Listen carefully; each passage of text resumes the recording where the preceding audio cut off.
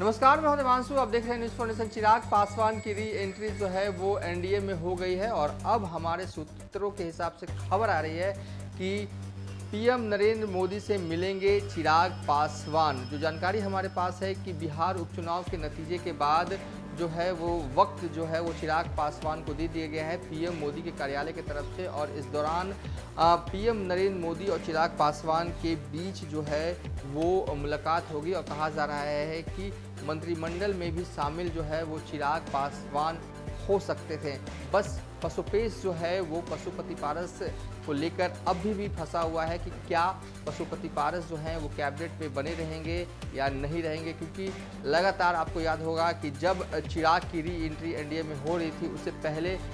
कई राउंड की बैठक जो है ये बातचीत जो है वो चिराग और नित्यानंद राय के बीच में हुई, और जब फाइनल डील हो गया उसके बाद अमित शाह से मिलने के लिए चिराग पासवान जाते हैं और उसके बाद बाजाप्ता जब पटना आते हैं तो चिराग पासवान ऐलान करते हैं कि हाँ, मैं जाऊंगा मोकामा और गोपालगंज चुनावी प्रचार करने के लिए। बहरहाल अब जो हमारे पास खबर आ रही है कि अगले हफ्ते जो है वो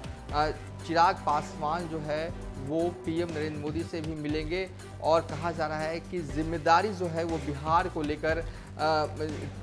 बीजेपी जो है वो चिराग पासवान को बड़ी देने वाली, क्योंकि बिहार में एनडीए का कुनवा जो है वो छोटा हो चला है, महागठबंधन का कुनवा जो है वो बड़ा हो चुका है और कई सीटें एक तरह से कह सकते हैं कि खाली है, वैक्यूम है, और चिराग पासवान का सिक्का अगर बिहार उपचुनाव में चलता है, मोकामा और गोपालगंज में अगर वो पासवान या कहें कि दलित वोट को कन्वर्ट करने में कामयाब हो पाते हैं तो एक बड़ी जीत एक चिराग पासवान के लिए होगी। उनका कद कहीं ना कहीं एनडीए में और भी बढ़ेगा। देखिए, मोकामा और गोपालगंज के चुनावी जीत का बड़ा असर जो है वो बड़ा इम्पैक्ट जो है वो चिराग पासवान के पॉलिटिकल कैरियर पर भी पड़ने वाला है। भले ही अगर कहा जा रहा है कि भले ही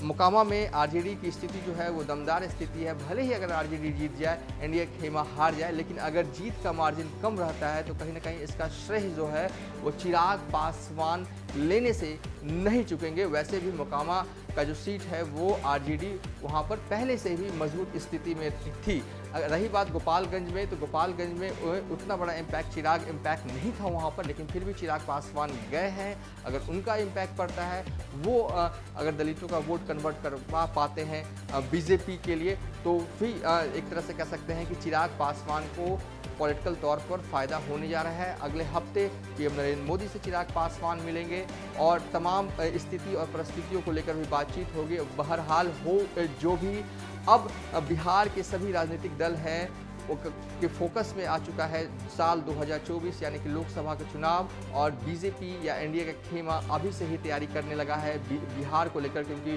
बिहार में लक्ष्य भेदना बहुत ही मुश्किल हो चला है कि जब से नीतीश और तेजस्वी की सरकार या कहें कि गठबंधन बिहार में हो चुकी है। फिलहाल अभी तक के लिए इतना ही। आप देखते रहिए न्यूज़।